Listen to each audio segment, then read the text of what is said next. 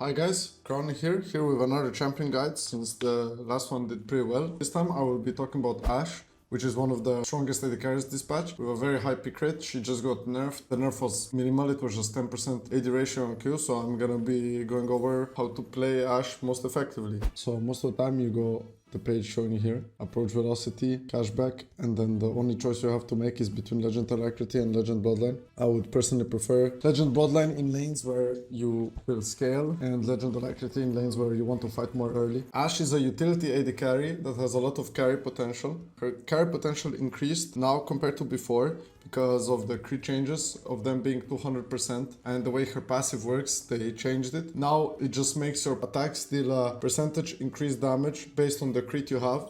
So for example, my normal attacks are 200%, and if I buy crit 15%, I deal 15% more. So essentially, if I have 50% crit, my attacks deal 150% on auto attack. So essentially, they just remove the RNG aspect of crits and just add the flat amount to her passive. And her critical strikes don't deal increased damage, they just make you slow more. She's one of the best scaling AD carries in the game as long as she can hit. And that's because of her Q spell, which gives her a ton of attack speed. She's essentially the queen of spacing, and as long as you space well in fights, you can mow down whole teams. How do you do that? Okay, so first, let's talk about itemization. There is multiple builds you can go. I would say it's between 4 items. It's between Kraken Slayer, Hex Optics, Yuntal, and Stormrazor. I think the best item right now on her is Hex Optics, like on many other AD carries, just because of the build path. And if you get a kill in a team fight, it just increases your range, and you can literally just start chasing people with 700 range. She has the second highest range in the game after Caitlyn, and that coupled with approach velocity and ghost in some games or in a chatter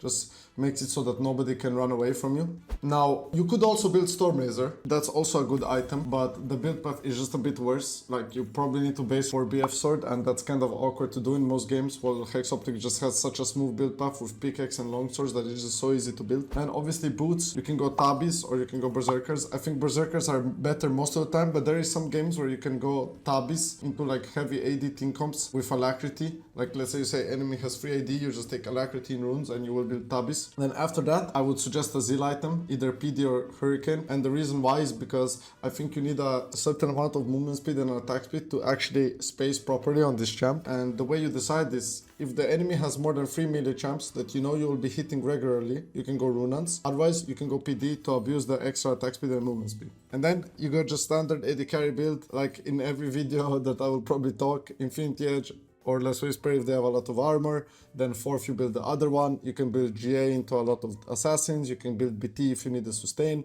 You can build Mercurial Scimitar if you need the CC cleanse. Now we're gonna talk about Ashe's abilities, right? Her Q is auto tech reset, so you should most of the time use it like by auto-attacking and then clicking Q to reset it, as that is the highest DPS increase you can do. Her Q can be used on towers. It allows you to reset your auto-attack on towers. Essentially, when you have your Q up, you are one of the strongest dueling AD carries in the game. So as long as you can stack it on the minions and then look for a fight by doubling the enemy first and then attacking them, you should have good trades. Her E is one of the best utility skills in the game. If you hit level 2, you should instantly know if you're taking Q or E. If you want to fight, you take Q. If you want to just play more passive, you take E.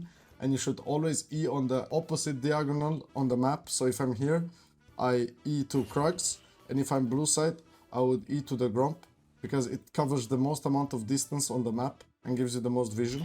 And then her ultimate, obviously, as you guys know, is Enchanted Crystal Arrow, Crownie's Comet. You should always look to, for example, if I base and I'm level 6, it's best to arrow enemy mid laner like this, because it's easier to hit it in a straight line than if you're ulting from bot lane to mid. Also, if you ult here, they can maybe see it, right? If you're in the wave, or if you walk back and then ult and then come back, they might see your mana and they might ping. So it's best to look for ultimates in a straight line. This is a clip from lane phase when I was playing Ashe. I was ahead of the Jinx here, so I can just use approach velocity to get auto attacks in and poke her down. And she essentially can't do anything to respond. Obviously, I'm ahead in items. Again, I'm spacing with approach velocity, kiting. I'm able to get more auto attacks in than her because I have more movement speed and more attack speed because of my Q and passive. Here's another clip from lane. I have tier 2 boots and I'll show you how to space on Ashe. I fish for volleys at the start. I try to auto-attack the enemy when I can. Again, I fish for volley. My trash hits a hook. I auto-attack, move, auto-attack, space, auto attack, space, I land an arrow, I do Q auto reset, I W, and then I flash. I could for sure weave my slows a little bit better with my passive and W, but generally that's what you do. You always attack, move, attack, move, attack, move. You should never really stand idle on Ashe. Here I'm gonna show you a clip of an Ashe game where we were losing. As you can see, it's 18-31 in kills. I hit an arrow from base, and it allows my team to chase them down with approach velocity and ghost and hex optics range, which is one of the main strengths of Ashe.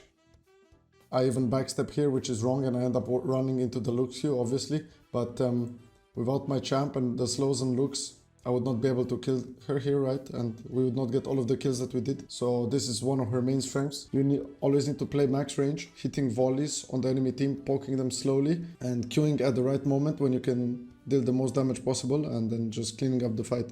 So this was the guide. I hope you enjoyed it. Let me know in the comments what you liked and what you didn't like. Also, let me know which other champions you would like to see, and make sure to like and subscribe. Bye.